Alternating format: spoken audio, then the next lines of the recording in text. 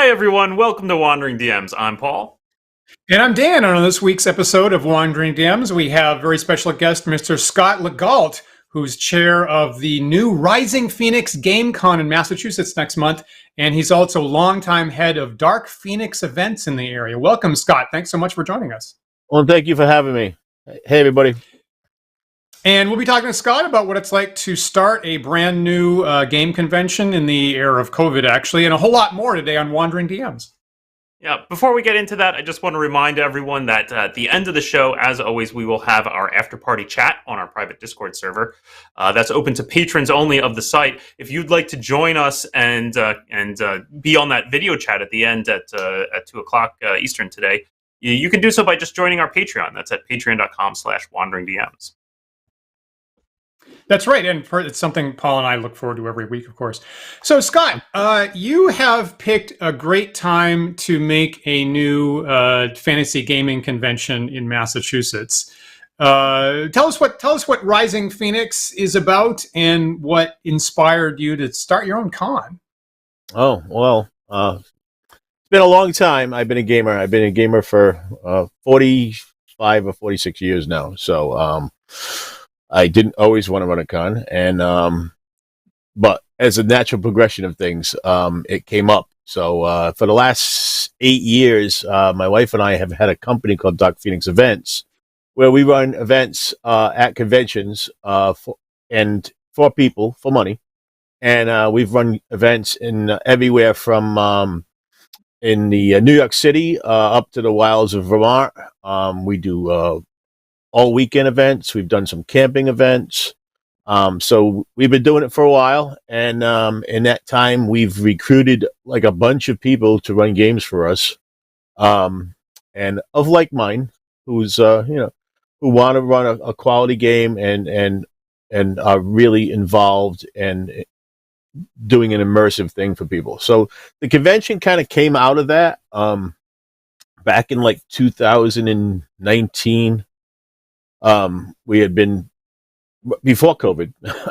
We were planning our first convention, and what we had done is a bunch of the people that work with us in Dark Phoenix, we had cajoled into starting a convention together, and we were all ready to go, and we had spent like a year planning, and then COVID came around and said no. So we took a year off. We did take an extra year off. We came back last year in 22. We're a small convention, and we're probably going to stay a small convention for a while. I think that there's a certain comfortableness and kind of a homey feeling to our convention. We really want everyone to feel like they're welcome and they're part of the group, and they're part of we call it like a tribe, that you come and you're just like seeing family. We had a great first year. We had 300 attendees last year.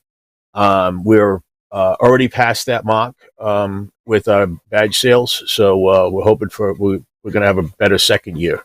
We're a fairly immersive event. One of the things we're kind of like the mix between a Ren Fair and a Game Con. So if you come to our convention, you have a lot of props, and we're making more, and we hope to have even more as time goes on.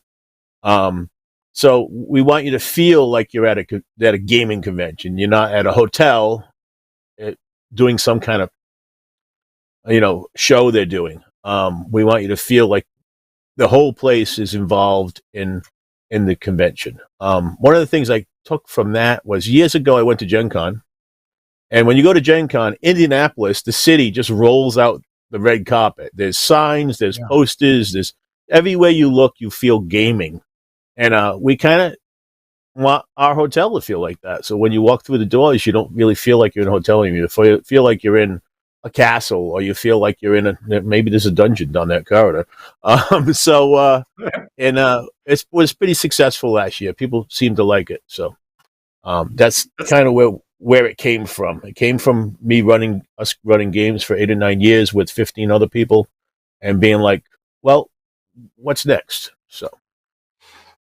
Cool. That's awesome. The immersive quality is really fascinating, and I'm very eager to see it myself. For our viewers who don't know, I was a little involved in the early days of trying to get Rising Phoenix going, and missed out due to COVID multiple times, including actually catching it myself for your first year. Yes. Wow. Yeah. You and a couple of other directors Yeah. as well. So, Yeah. So I'm um, personally really looking forward to showing up this year and seeing it, and I'll be there and I'll be running some games. Tell Scott, give us the just raw details. Where is it? When is it? How do sure. people sign up? It is in Milford, Mass. Right off of 495. Literally, you pull off of 495 and you take a right, and you're in the parking lot. It's at the DoubleTree in Milford. April 21st to the 23rd. We start.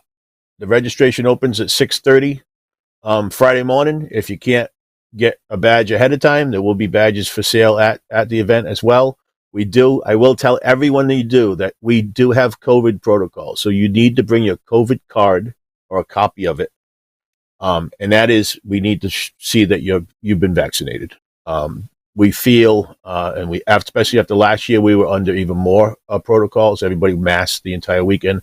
This year, the only reason they'll be masking is if the CDC in Massachusetts, the Milford area, declares a red zone, then we will also be masking too. But as of right now, it looks pretty good that masks are not going to be required.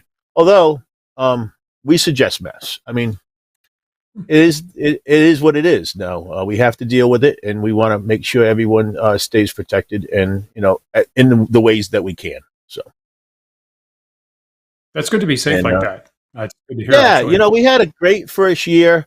We had, I mean, even though running games with a mask on is not ideal. I'll be the first one to say it. Like, you get a lot of visual cues across the table.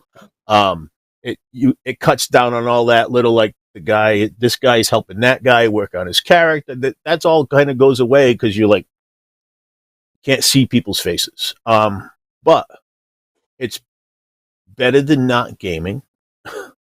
And it's necessary. Last year we were kind of still in the thick of it. Matter of fact, Paul mentioned he got COVID. So did my wife Petra. So she wasn't there. Her sister wasn't there. So yeah, there was a bunch of people, even attendees, that said they got COVID, and we refunded their money. So, Good for you. Good for you. yeah, well, when we first tried to do this in 2020, we were 3 weeks away, and COVID came right up and whacked us, and we said, all right, well, what's the right thing to do? The right thing to do is to pull the plug, and at that point, we refunded everybody the money too. I mean, if you can't come, it's not fair for us to keep your money. So I really got to salute how you handle that, Scott, because when I kind of watched from afar you guys organizing Rising Phoenix and just put in an enormous amount of effort, I was like, boy, that just couldn't have hit them at a worse time. It just knocked you out with 3 weeks to go, and so you coming back, I think a lesser man would have just been shattered by that, and I think a lesser con wouldn't have ever happened. The fact that you have managed to maintain the plans and actually put it on at this time is actually pretty impressive. I really appreciate that. I'll be honest, it was hard.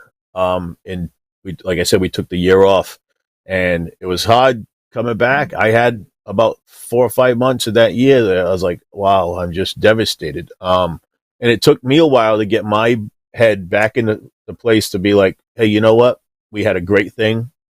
It can still be a great thing, and we started again. But it was hard. I'm not going to say it wasn't. But the reward was last year when we walked through the door and opened the doors, and a bunch of people showed up, games, and everybody seemed to have fun, and it was people laughing. And this year we've got some great new stuff this year. We've got Magic the Gathering this year. We got a tourney. We've got the Catan national qualifier. If you win there's only 4 cons in New England that have it. We're one of them now.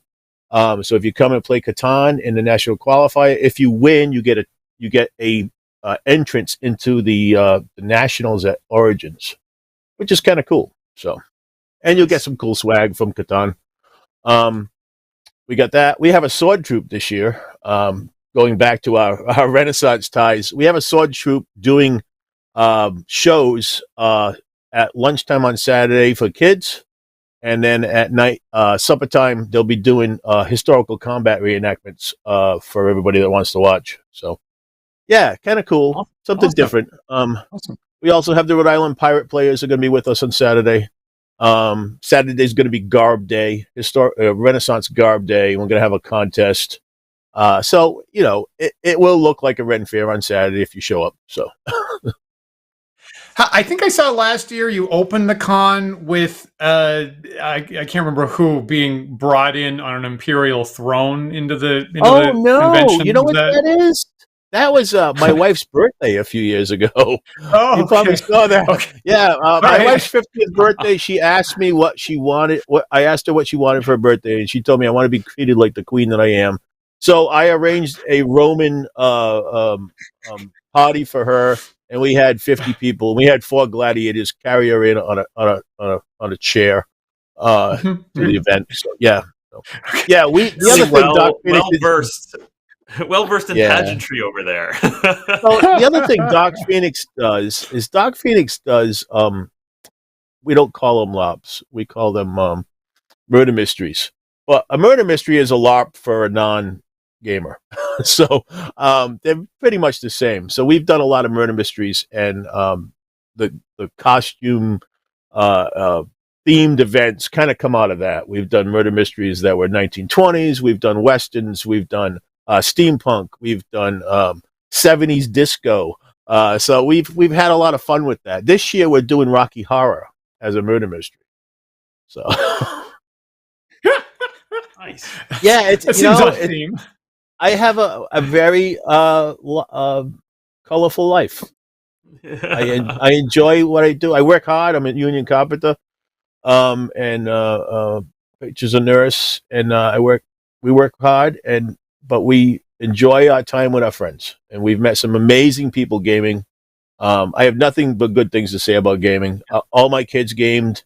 It helps with math. It helps with social skills. It helps with team building. There's so many positive things you can say about gaming.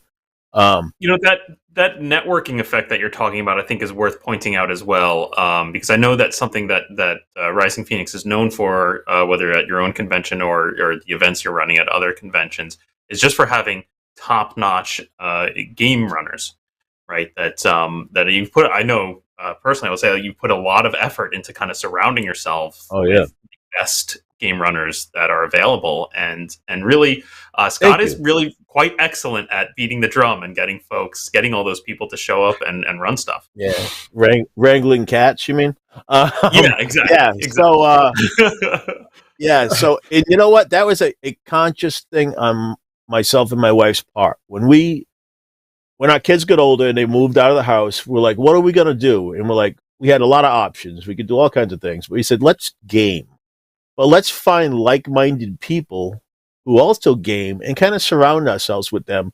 And then from that is what the idea for Doc Phoenix. They said, well, I remember the first GMs that I kind of recruited was David Clarkson. So him and his wife sat down at one of my games, and they played, a 1920s husband and his wife, his mole, and on his arm, and they were amazing. And I'm like, these two are great. I said, I want them in my to become part of our group.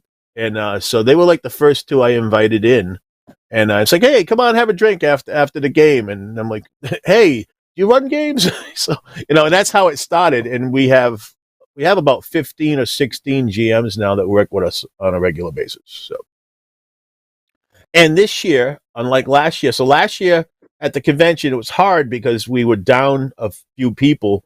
So we didn't really get a chance Doc Phoenix didn't, because a lot of Doc Phoenix folks are on the board, didn't get a chance to run a lot of stuff. But this year, everyone that's a GM for Doc Phoenix is running stuff at our convention. So you'll also get a chance to get in one of the games. So. Cool.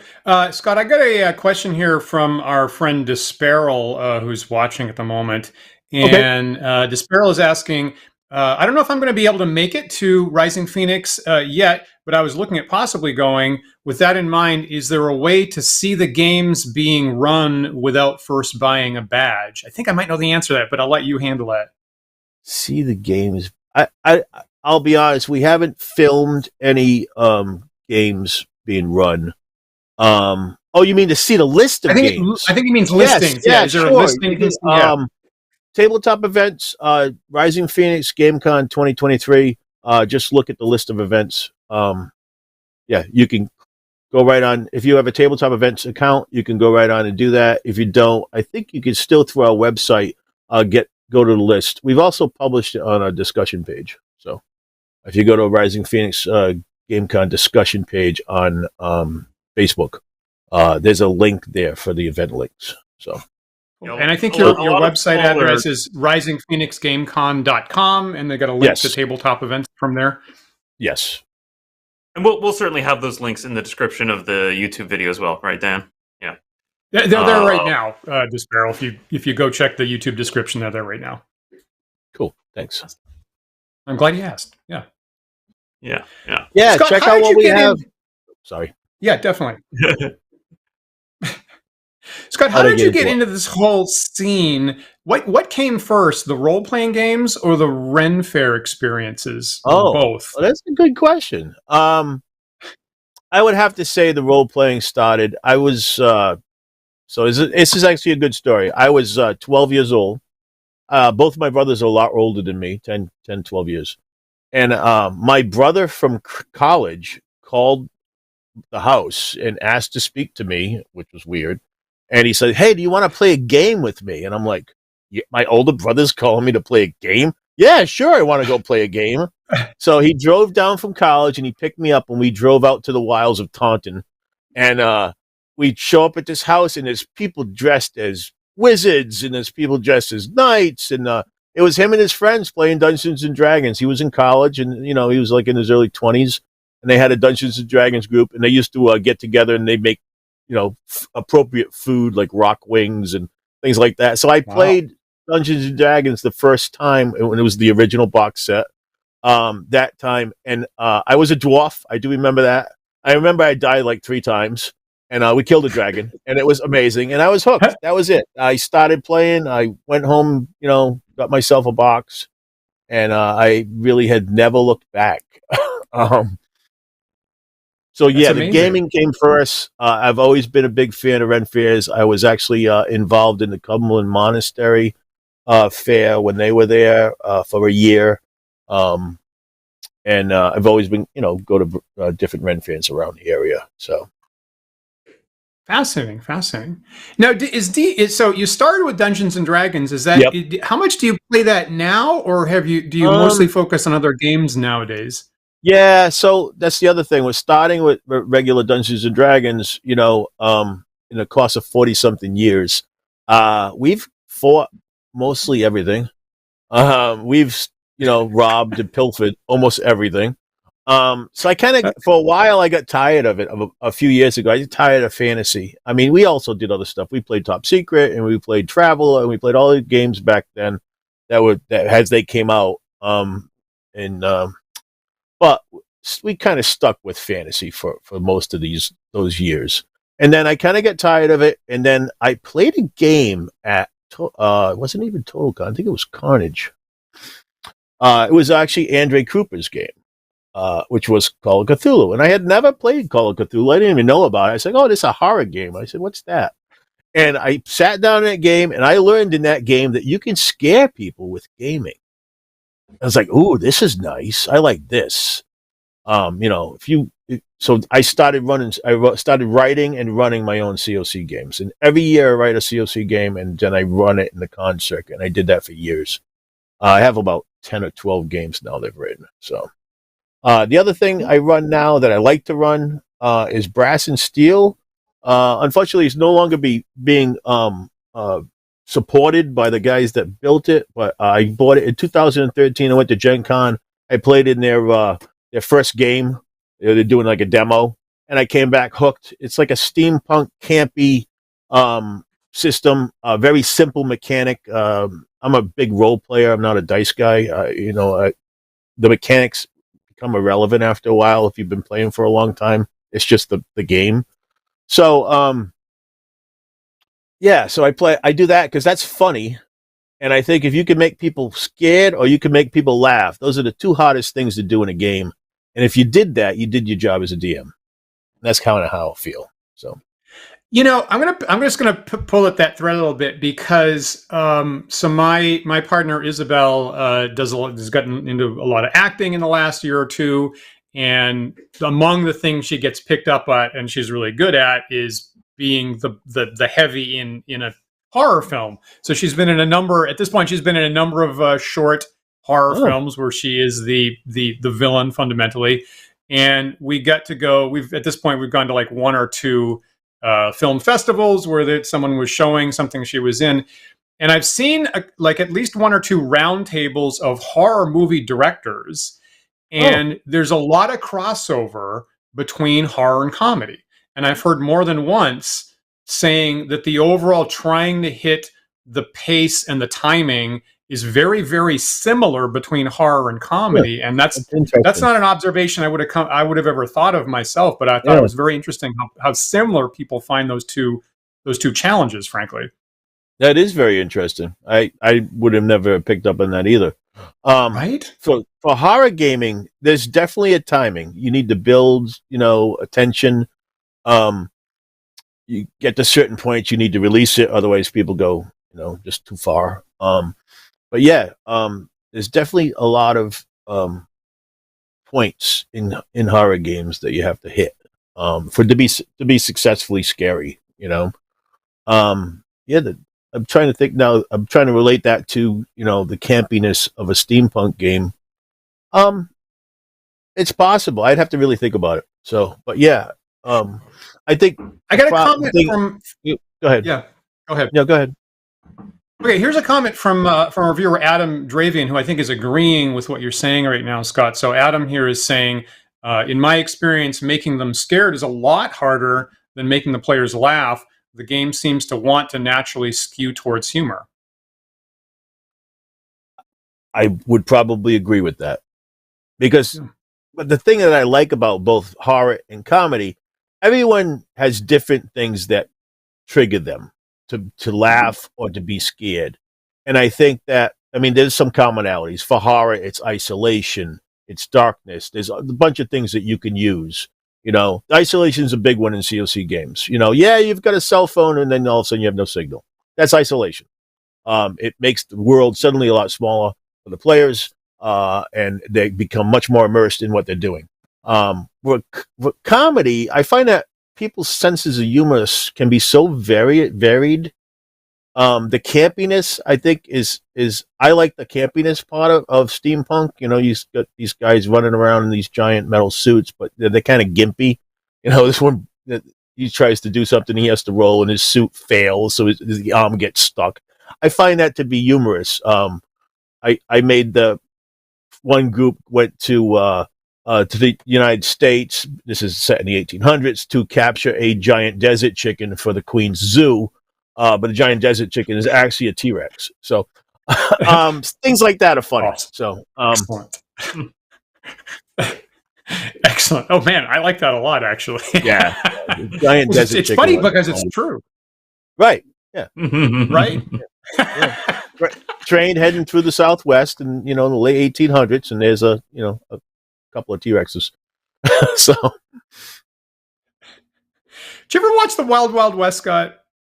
The movie or the series? The TV series. Yeah, years ago. That was pretty campy. Yeah. Yeah, totally. Yeah. We were talking about that on our after chat, I think a week or two ago, and a couple younger people didn't know that it was a TV show at one point. They only knew about the movie. Yeah, the movie. Yeah, no, the TV show was great. There's a lot of great old TV shows back then. Land of the Lost, Land of the Giants. I'm sorry, was great. For information for running games. There's all kinds of crazy stuff in that. They were really small people.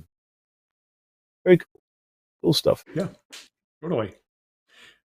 Okay, now I'm interested in your tips because I think it's something I struggle with doing hard. So tips for running actually scary horror games. So you mentioned darkness and immersion. isolation. What else do you do? And the other thing I do, and actually I'm writing, if you come to our convention, I'm doing a critical chat on this. We have critical chats, which are basically you sit around a table with 5 people for an hour and you talk about something that you know about. And I'm going to talk about how to use real life places in gaming to create immersion. Because I write all my games with a real life place in mind. Like they're really things that happened were or events that happened. Like I have an event based on the Kursk sinking, the Russian sub back in the late 2013 or so, 14. Mm-hmm. The one went down with all hands, and then the Russians wouldn't go get it. Why? So things like that build immersion. There's an island in New York called North Brother Island, and it's right off the. You can see it from New York City, and it's out in the harbor, and you can't go there. It's a bird sanctuary. Well, it used to be the Center for Infectious Diseases in New York in the 30s. So there's a story there. I wrote a game there. So it's a creepy place. Why do they shoo you away? Because it's a bird sanctuary. Is it really a bird sanctuary or is it something else? Mm-hmm. Great. Yeah, that's kind of what I do. I find places that I think are interesting, and I write a game around them. So. I think those are good. I tend not to capitalize on this, but I actually keep a list of topics like that actually that I run into that would be good, potentially horror story games. And it tends not to be what I do myself, but I'll just pitch one that I found yesterday. Yeah, because in our Discord server we've been chatting about certain D&D rules, and for what it's worth, in the first edition polymorph spell, Gary Gygax had an example of polymorphing a mummy into a puppy. And so some of us are debating around was that a good idea to include that? And, our friend Josh said it's basically making a pun on, turning all the M's into P's is what's happening there. And so I went Googling that, and, they actually excavated in Egypt an actual dog catacombs. Oh, that's and apparently there's a game. There's a game there. Yeah. Yeah. And they've got photos. Like National Geographic has photos of them excavating the dog catacombs. Yeah. And initially I was like, oh, that seems funny, and I'm going to post that. And they are terrifying. And I'm like, I can't post that because it's really actually. Have you ever seen a dog skeleton? They're pretty scary looking to start. So. Yeah, well, there aren't any skeletons left. Right. It's worse than that. If it was skeletons, I'd be kind of okay with it. And it's much out kind of husks, right? It's millions. It's a mound of millions of decaying puppy bodies, and I'm like, that's it. It's like, okay, content warning. Definitely sounds like a story. That definitely sounds like a good basis for a game. Dan, when you were first describing it, I don't know if this is true or not, but my initial thought is when you're describing dog catacombs, I'm thinking catacombs that are the size that would be convenient to a dog. So does that mean that they're really quite small? Yeah, and you got to that's creepy crawl too. Through them. Yeah. I immediately went to the Hounds of Tindalos. Maybe that's sacrifices to the Hounds of Tindalos. So but yeah, that's fun stuff. Great. Yeah, it's not like I wanted to sleep tonight. So thank you. I love the idea of stuff based on real life, and Dan and I have explored this a bit too on Wandering DMs, where we've just for like D&D mechanics of we have some videos I think here on the channel where Dan asks questions like, well, how big is a 10-foot door, right? Like how, right? Yeah. And we played with things like how fast can you drink a potion, right? Like I think that's awesome. It's it's surprisingly hard. Depends on the volume. It choked to death on the potion while you're trying to get it down your throat. Paul has a great video about that. It's so great. It's pretty ridiculous. But I think it helps too for the GM if you've especially if you're talking about physical location, if you're basing an adventure on a place you've been to have been there, right? Then you're just drawing on memory and saying or even just like a lot of my games, I'll hand the players a write up on the place and from Wikipedia or from online sources. And that right there, they read about it like, oh my God, this is like a real thing. So that can be really a little scary for players to start. They're like, this is really a place. All this weird stuff really happened here. Yeah. You know? Yeah, that's nice. So Totally. that's kind And of I what I do. found, I had a game last week where something happened, and I just happened to have, read the right Pulp Fantasy book, right?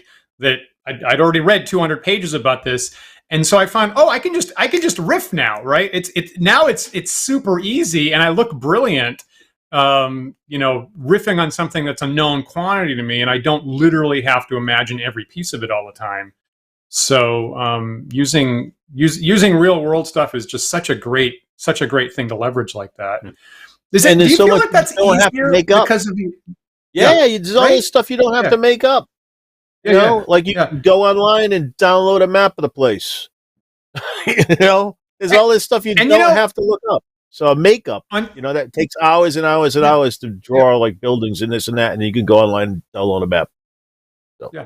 Yeah, and on like on TV Tropes, right? They have an article on real life is unrealistic, which is like a whole bunch of like things that actually really happen that people don't believe, right? If you actually, and there's things that if you do insert into a short story or a TV show or movie, like people point at it and go, I don't believe that. That's unrealistic, when it's actually something from real life. So there's been a number of times when I just like pull things out of history at my game and go, well, the culture does this, or here's how we deal with holidays or something like that. And the players are like, that's crazy talk. How did Dan ever come up with that? Like, and they have to write it down because it's so mind boggling. They're not going to remember or something like that. I'm like, okay, I didn't actually make that up. That's just me restating stuff from history, but okay, I'll take the credit for it. Oh, that's great. That's great. I'm gonna bring us back to. I'm gonna bring us back to the convention here that we're here to talk about. Great. Good stuff though. Come to the convention. I'm jumping in. So I'm more than willing to talk to anybody there too. If you have questions about any of this, come and see me at the convention. I'll talk to you for a half an hour. Awesome. That's great. I'm the con chair. I can get away with it. So definitely like our background, a lot of stuff that we like to play together is largely role playing games, and that's kind of what we've been talking about. I know, Scott, you mentioned some other stuff like the Catan tournament. I'm kind of curious, like what other kinds of stuff can folks expect at the convention? Sure. We have a full board game library. We actually have TotalCon's board game library, and we're actually building our own. So we have. We've had a bunch of vendors that I wrote to. I wrote to like 100 vendors, and we received a bunch of games from people. So we're starting our own game library. So we've got some new games. I'm not really a board gamer. I've played a few. As a matter of fact, I played with Paul at the last con we were at. We played Return to Dark Tower. Is that what it's called? Or Dark Tower? Yeah. What a great! I had a blast. I had a blast. So I do suggest if you've never played that, try playing it. It's fun. But I don't know a whole lot of board games, but we do have people who do. But one of our volunteers this year is Rob Kircher from TotalCon. He's the board game director for TotalCon. He's going to be at our con. So he knows he knows more about board games than I'll ever know, and he's probably forgotten more than I know. So we'll have a full line of board games. There's also a bunch of board games that are slated to be run. You can check that out on the TTE page. We have everything from Dune to Azul. We've got there's tons of them. There's train games. There's all kinds of stuff. So yeah, come and check out our board games. Awesome. I think it's TotalCon. You mentioned the. Go ahead, Paul. Sorry, you mentioned the critical chat, so I just want I'd love a little more. Can you guys give us a little more info on what the critical chats are? So I don't think anybody's doing it. Well, or? Yes, we do. We have a full line of panels. We have a panel room, and we've got a divert. So I want to make one comment. We're big. Our convention really wants to be a welcoming place for everyone, and I really mean that when I say everyone. Yeah, I am an old white guy. I am not the guy who knows what to say all the time, but the people that do are coming. We've got the gamers are going to be with us out of Boston. They will be there. We have an entire diversity panel that's going to be with us. We want to make this a place where everyone feels comfortable, no matter who you are, who you want to be. I wrote, where is it?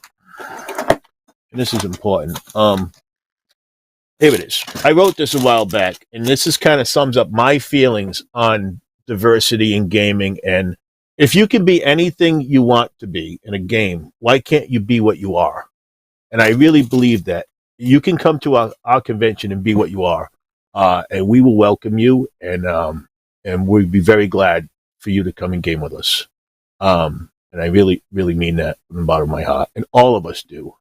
That's really our tenet, that we want to be a welcoming place for everybody. So I just wanted to say that, because that's important to us. Right. And what else? You asked me something else. I apologize. Yeah. I was asking about I went off tangent there. So I was asking about the difference between the panels and the critical chats. Okay, so the panels are a big group of people. Generally, our panel has 2 or 3 people on the panel, maybe more. I think our diversity panel has 4 or 5. And then the room is a bunch of people, like 20 or 30 people sitting in the room listening and asking questions after, at certain points. The critical chats came out of the old German coffee klauses, which are where you would sit around talking about a book, like a book club.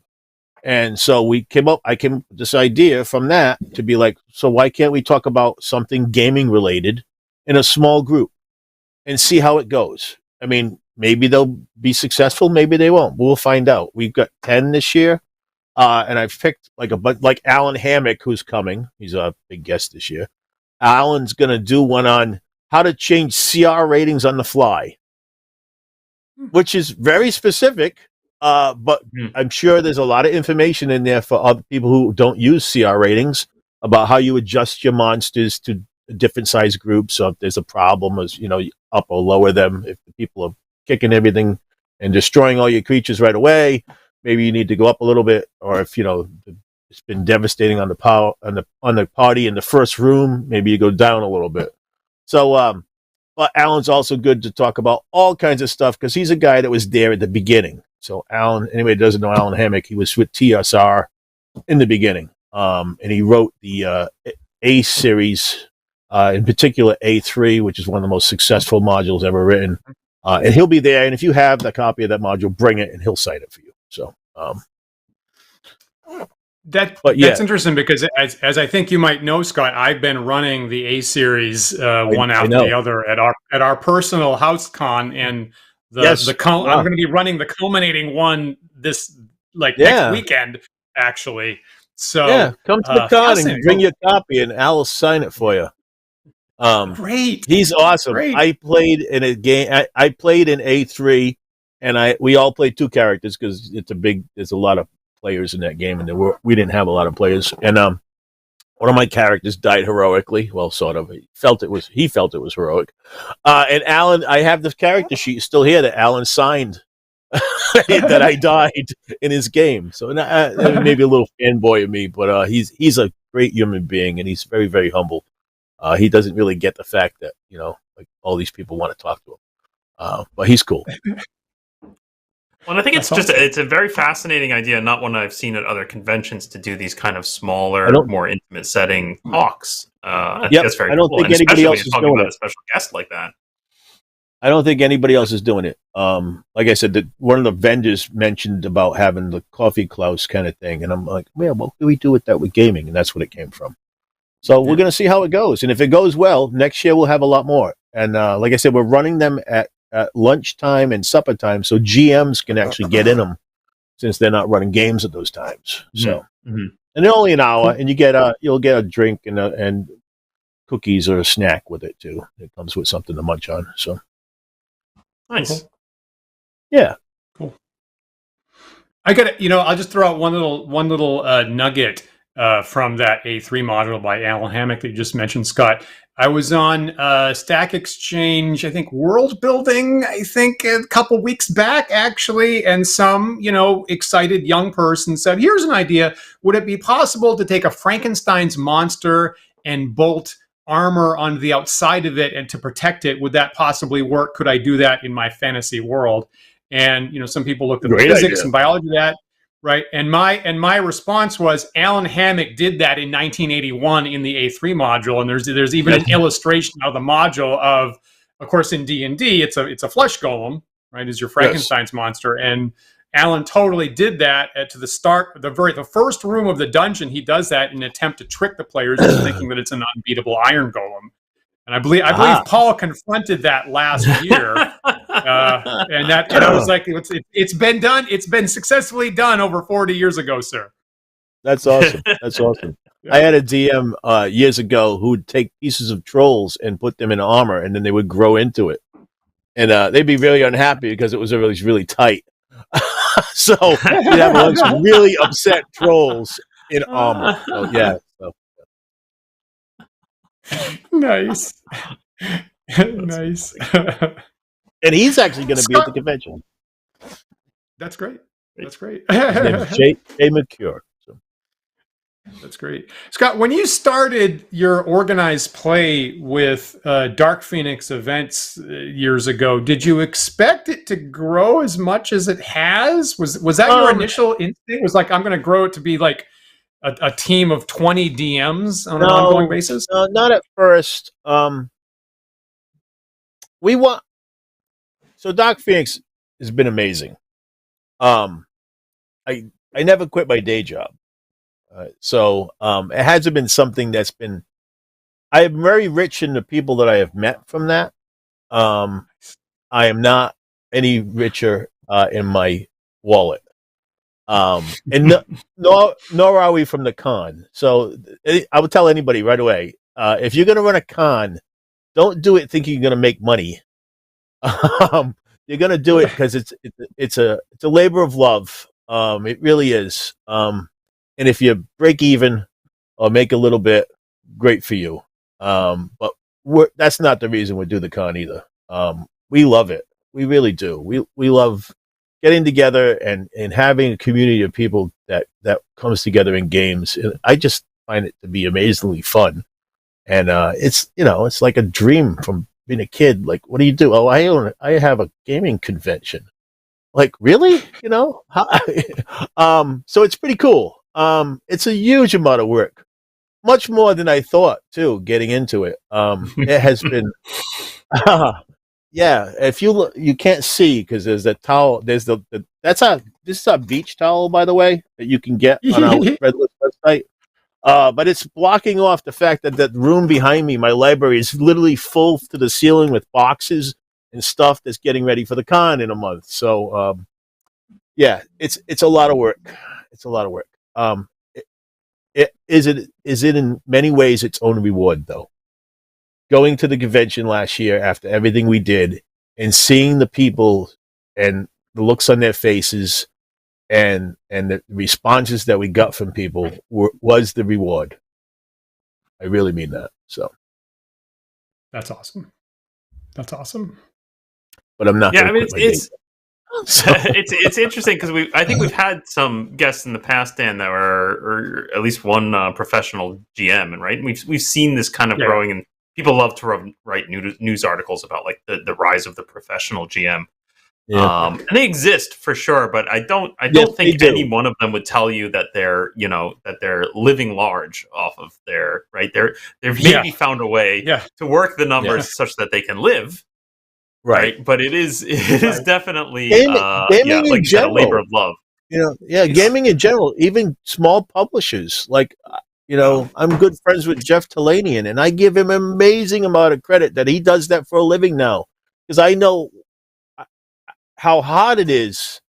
I couldn't do this for a living. I don't make a small percentage of what I make my regular job. He must work. He works so hard. If anybody doesn't know who Jeff is, Jeff does Astonishing Swordsman of Hyperborea. Check it out. It's an amazing game. But yeah, so I have so much kudos to him because he does it, makes a living at it. It's hard. It's hard. Very impressive. They really got to hustle for that. And our viewer Desparrow is pointing out, the people with larger cons, if one dedicates their entire life to it, maybe it becomes a little bit more reasonable. And Desparow's talking about Connect-A-Con, but few and far between, right? Oh yeah.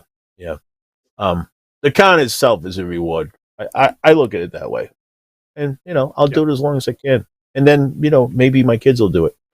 So we'll see. So And I think Paul and I have agreed many, many times that we enjoy the smaller cons more. The family feeling, like you were talking about, Yep. Scott.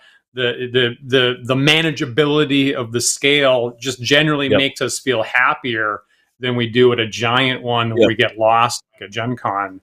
And nowadays I see those pictures of people streaming in a Gen Con in like this giant mass. Yeah. And like, Yeah. I would not want to be anywhere around that, frankly. I've been there. I went twice. So I think everyone should if you're a gamer, you're a hardcore gamer, you should go to Gen Con. You should see it.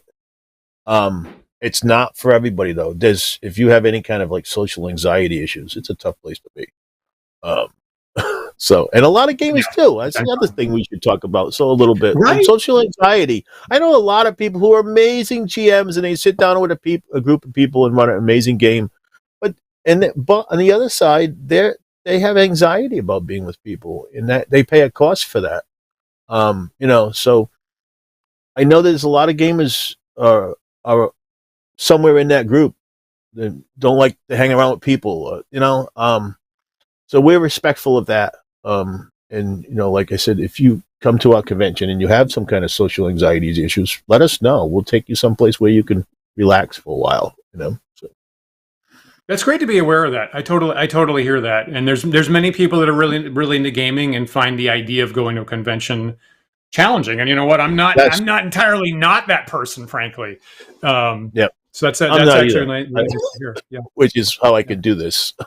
But we have other people who are in our group who have anxiety, and I'm very, very conscious of the fact that they need some time down.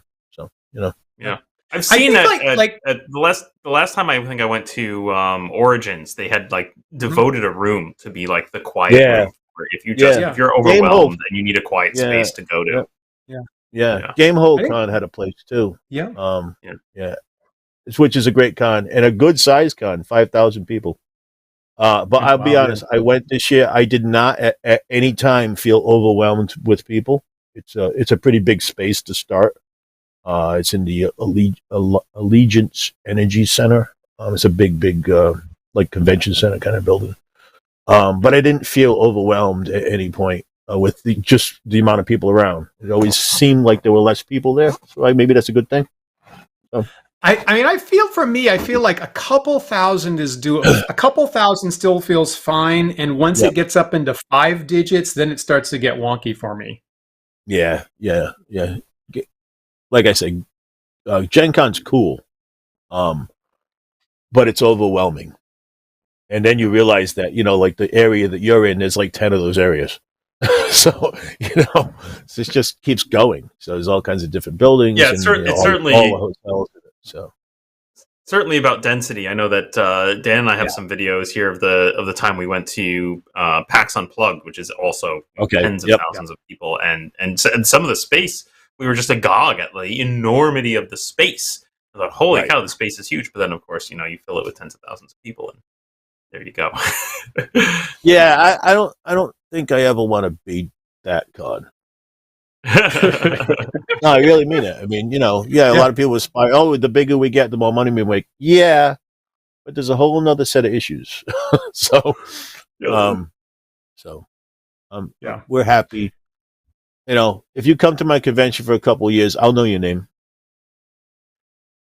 I think when we were talking, in the I guess the last episode actually, when we were talking to Lou Gygax, right? He was like saying about Gary Con, which is happening right now. As a matter of fact, I think they're wrapping up today. So hello to anybody tuning in from Gary Con. Hope you had a good time. And he said, I'm going to really make more of a priority for me to be gaming with my friends this year. And he's still at a level where he can do that. Whereas, if you had a giant con, that would just have to be your life, just being executive producer of the thing. So it's interesting that he's got it at a level where he can still, get some enjoyment out of actually personally gaming. Yeah, I'm actually running a game this year. I didn't run anything last year because we were short people. I'm actually running. It's an interesting game. It's called Teddy Knights, where you play the teddy bear defender of a young human against the things from the underbed. And it's designed for kids. So The game is based for kids, and it's a fun thing. I went out and I bought all kinds of little type stuff. I have like a ship and buildings, and I set up like a whole diorama on the table for them. So, and it's great to see kids be like excited about it. And if you bring a stuffed animal, you can play that stuffed animal. So, which is kind of cool. So it's great to hear that the production values, Scott, are pretty much universally high across the board for you. Whether you're talking about the games that you're running for a small group of people or a couple hundred people coming to a game convention, sounds like you can always expect high production value from Scott. I really want people to go away going, hey, that was fun and a good time. So yeah, that's awesome. That's great. Really fantastic. Let me get one other question in. When you guys, again, I was thinking about your organized play. When you, as with Dark Phoenix, were most of your events, and you still do that, right? I mean, people could contact Dark Phoenix and have you guys run events. COVID really kind of hurt us. Okay. We went, it's been 3 years now that we really haven't done anything except a couple of the big events we do. We haven't really done any private stuff in years now, just because, go to someone's house and run a game under COVID. So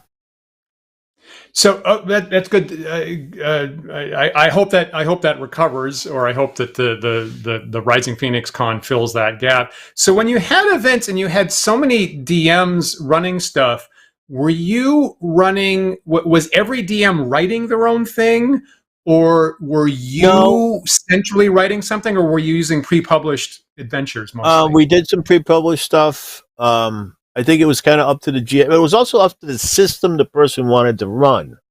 Like, say you're going to have a birthday party, and you're like, I really love DCC.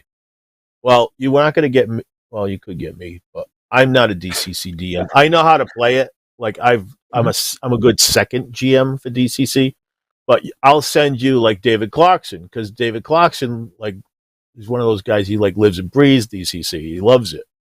And I'd send him to your house because he would give you a really fun game.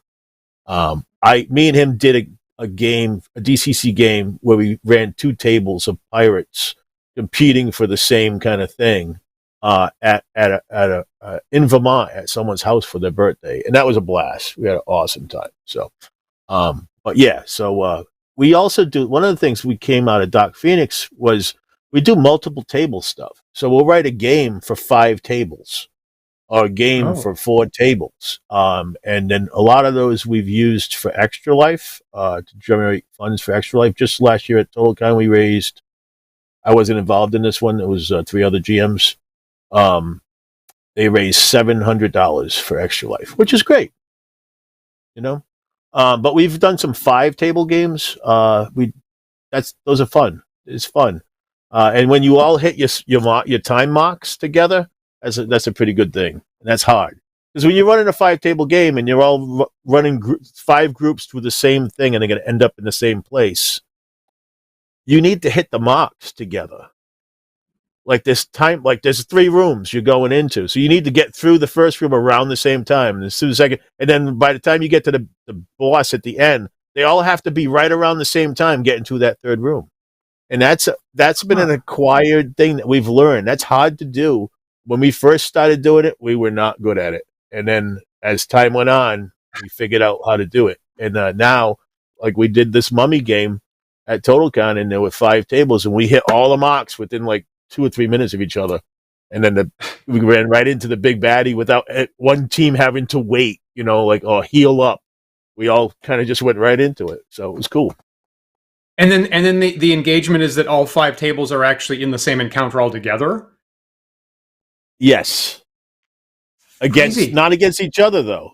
They could be. We have had times when they have done things to each other. So one of the things we do at Extra Life, if you have different tables all running the same event, you can, through Extra Life, you can buy, healing potions for your guys. You can buy a bad guy to go against another table, which is pretty funny to see. If you get like guys that know each other well on opposite tables, and they keep throwing things at each other. and Extra Life makes some money. So, and it's a fun thing. So, yeah, we've been doing that for years now. Great. Yeah. Do the players know that that's going to happen, or is it a surprise at the end when they? No, they kind of know that they're working against each other. You know, we've done what we do. We did a Thundercats one where everybody was Thundercats. That was kind of fun. We had all the Thundercat characters, and then the best one from each group ends up in the fight in the team in the end.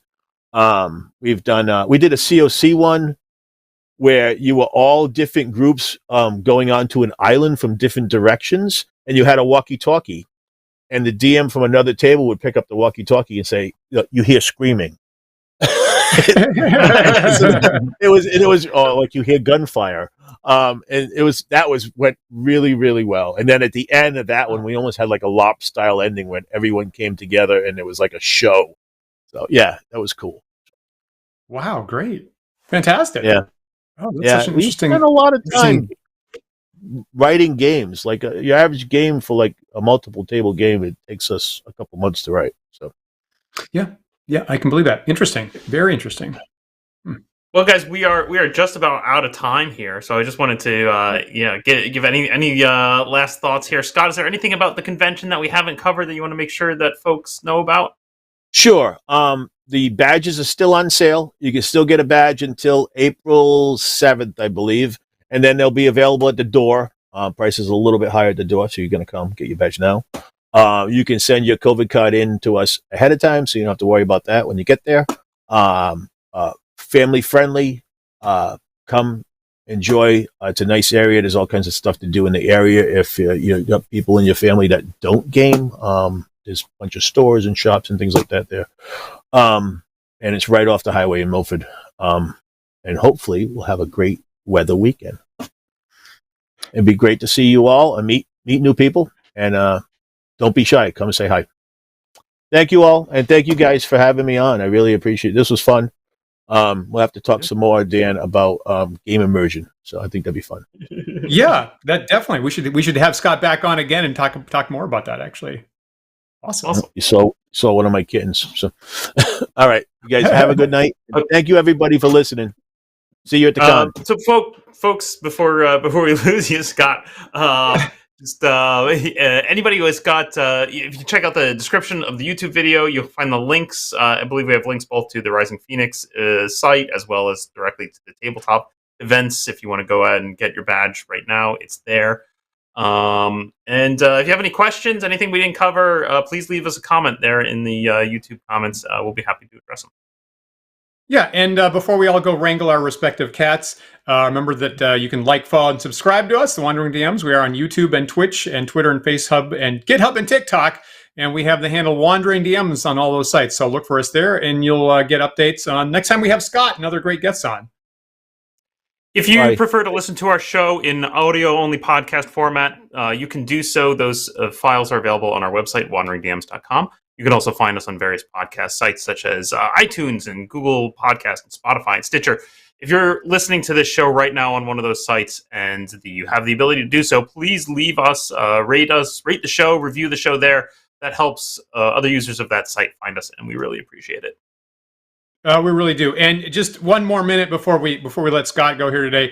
We got to thank our patrons who support the show here. And if you'd like to join them, please visit patreon.com/wanderingdms, and you'll see our different tiers. You'll get in our live after chat that we have right after every show, and we'll be there in about 10 minutes. Look for our upcoming stuff. We have other events that we are planning on our Discord server that's coming up. Thursday night, I'll be back with more D&D wargaming with Book of War, and Dan Cullen will be back. Now, in addition to Rising Phoenix GameCon, this is convention-heavy season for Wandering DMs. So in addition to TotalCon and GaryCon and Rising Phoenix GameCon, we also have our independent HouseCon next weekend, actually. So we will be at HelgaCon next weekend. We will not be on. We'll have our next show will be Sunday, April 9th in 2 weeks, where we'll be reporting on what me and Paul and Scott and all of our close friends do at HelgaCon. So we'll be on again in 2 weeks from now. So look for us then. Scott, thank you so much for making time on Sunday and spending time talking gaming and conventions with us today. We really appreciate it. glad you invited me. I am happy to be here. Thank you, everybody, for listening. And guys, peace. It's always good to talk to you. Often. Have a great con. So we are live Sundays at 1 p.m. Eastern Time. So please join us again in 2 weeks for another thought-provoking discussion. We'll see you then. Bye, everybody.